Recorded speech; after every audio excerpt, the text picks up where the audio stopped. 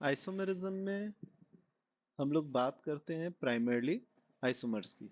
Isomers क्या होता है? आइसोमर्स वो कंपाउंड होते हैं जिनका मॉलिक्यूलर फार्मूला तो सेम होता है, लेकिन एज कंपाउंड्स वो अलग होते हैं।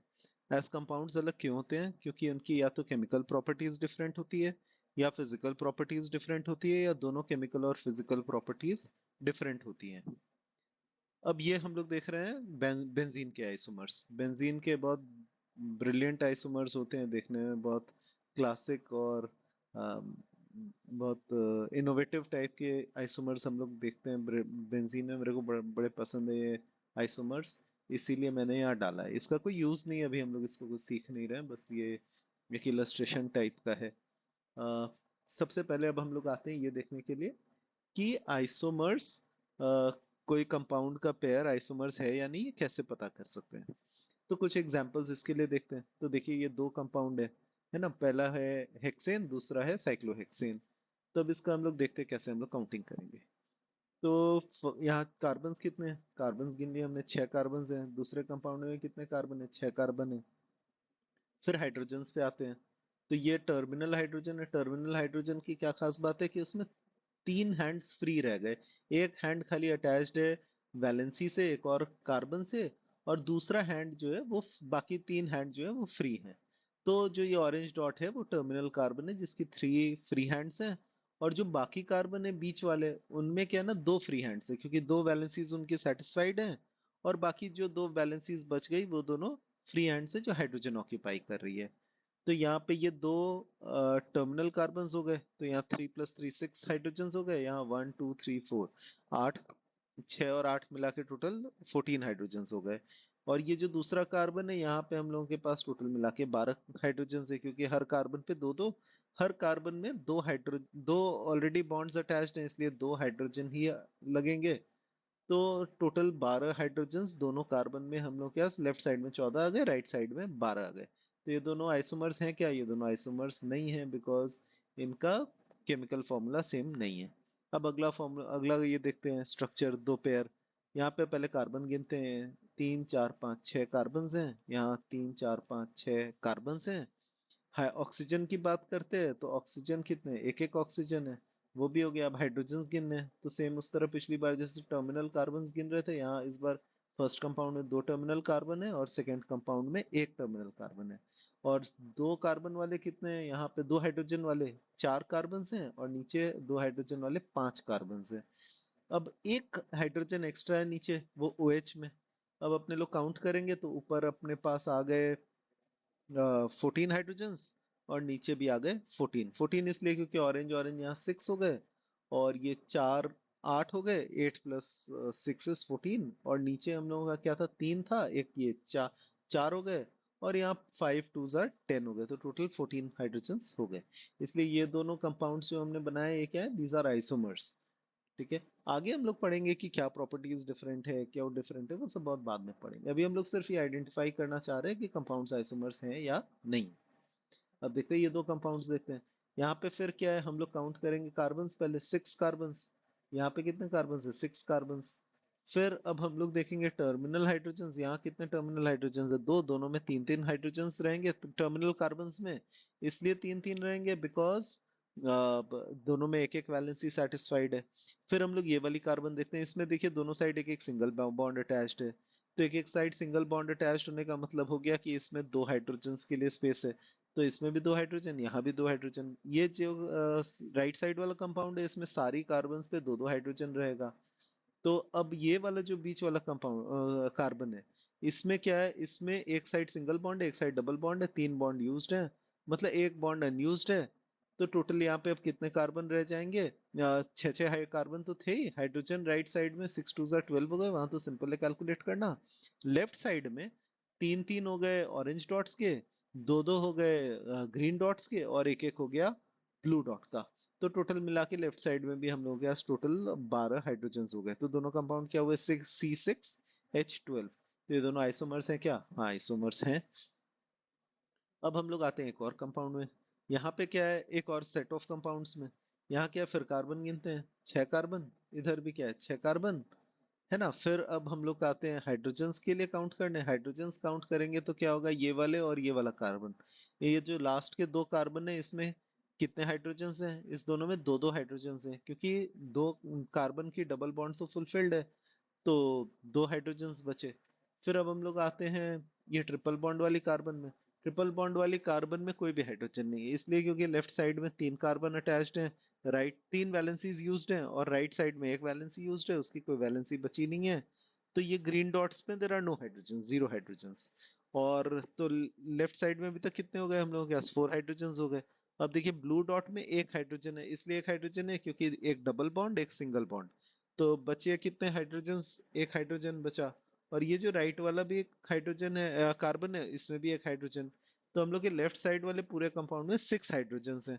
अब राइट साइड वाला कंपाउंड ज्यादा सिंपल है, इसलिए क्योंकि हर कार्बन, वहाँ जितने भी कार्बन है ना, सब में एक डबल बॉन्ड है एक सिंगल बॉन्ड है। तो सबकी तीन वैलेंसीज ऑलरेडी यूज्ड हैं, बचे कितने वैलेंसी, एक वैलेंसी बची। तो इस कंपाउंड में टोटल मिला के छह कार्बन हैं, छह, हर कार्बन पे एक एक हाइड्रोजन है। तो राइट साइड में छह हाइड्रोजन, लेफ्ट साइड में भी छह हाइड्रोजन, तो दोनों कंपाउंड क्या हो गए, C6H6। तो ये दोनों आइसोमर्स हैं क्या, हाँ आइसोमर्स हैं। अब हम लोग मूव करते हैं अगले कंपाउंड में। ये कंपाउंड, इसमें नाइट्रोजन ऑक्सीजन भी हमने ऐड कर दिया, लेकिन उससे फर्क क्या पड़ता है। सबसे पहले अब हम लोग क्या काउंट करते हैं यहाँ पे, कार्बन।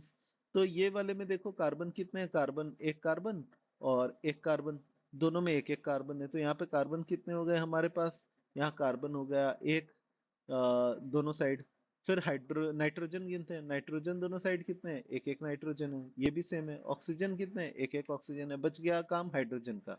तो देखो यहाँ पे खाली तीन हाइड्रोजन है, यहाँ पे एक हाइड्रोजन है, और यहाँ पे एक हाइड्रोजन है, तो टोटल इधर पांच हाइड्रोजन हो गए।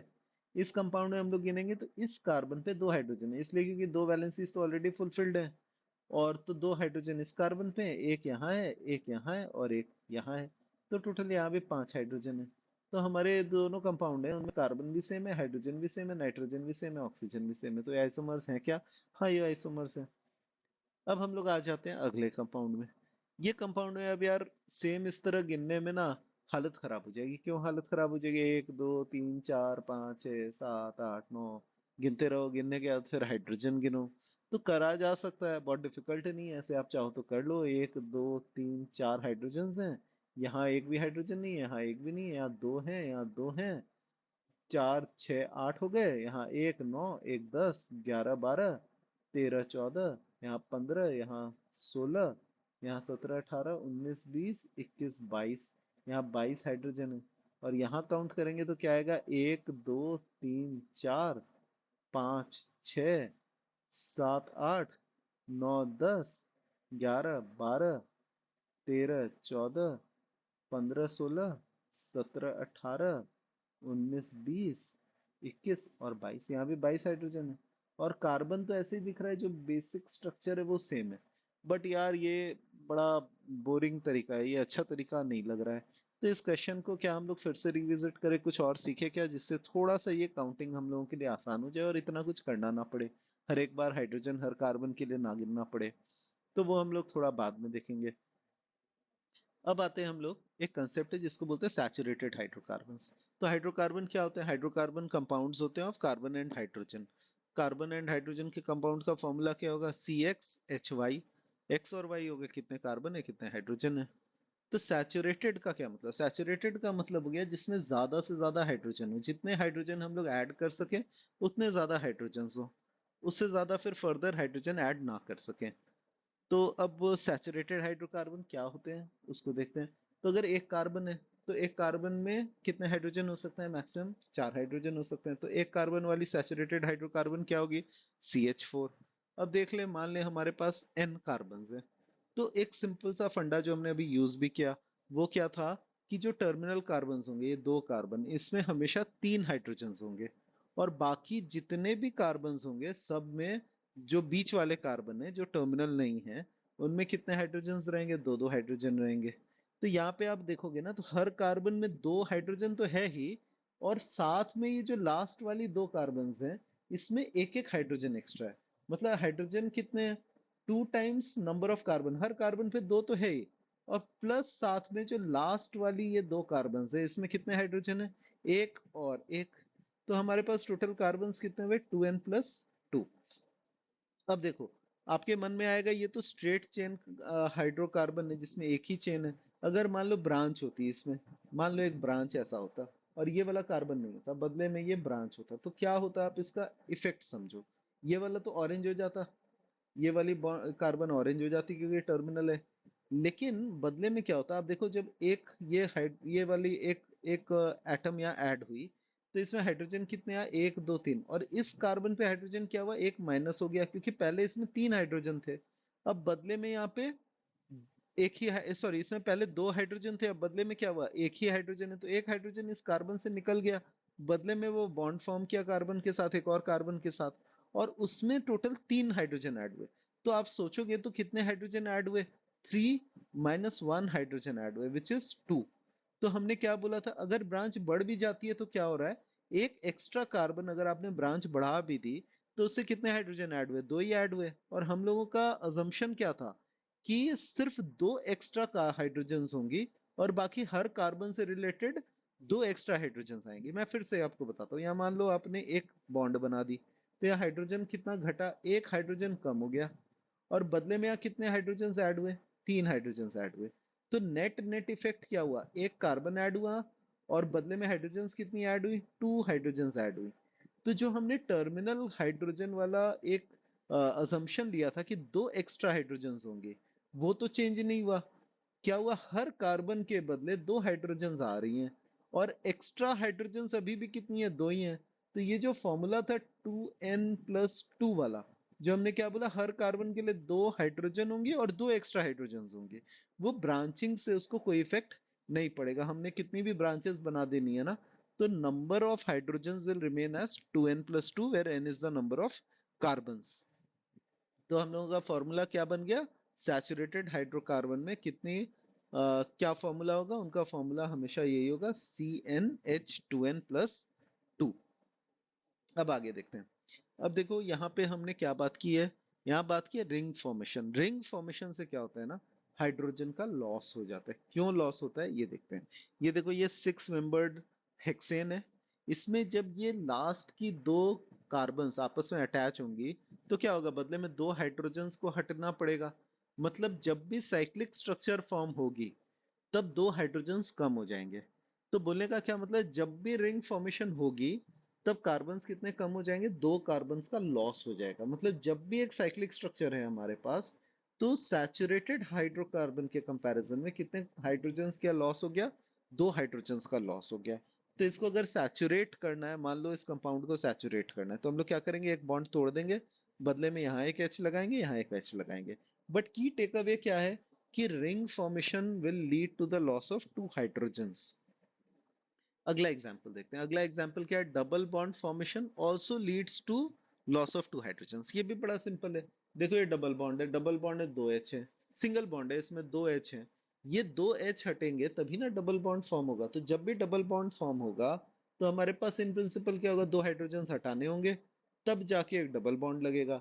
तो डबल बॉन्ड फॉर्मेशन में भी क्या ध्यान रखना है, 2 हाइड्रोजन्स का लॉस हुआ, तो हमें क्या क्या ध्यान रखना है, जब हमने रिंग फॉर्म किया तब 2 हाइड्रोजन का लॉस हुआ, और जब हमने डबल बॉन्ड फॉर्म की तब भी 2 हाइड्रोजन का लॉस हुआ। अब हम लोग देखते हैं triple bond formation. Triple bond formation में क्या होगा, 2 पाई बॉन्ड बनते हैं। तो कितने हाइड्रोजन यूज होते हैं, 4 हाइड्रोजन यूज होते हैं, तब जाके 2 पाई बॉन्ड फॉर्म होते हैं, ट्रिपल बॉन्ड फॉर्म होता है। तो जब भी ट्रिपल बॉन्ड फॉर्म होगा तो कितने हाइड्रोजन का लॉस होगा, 4 हाइड्रोजन का लॉस होगा।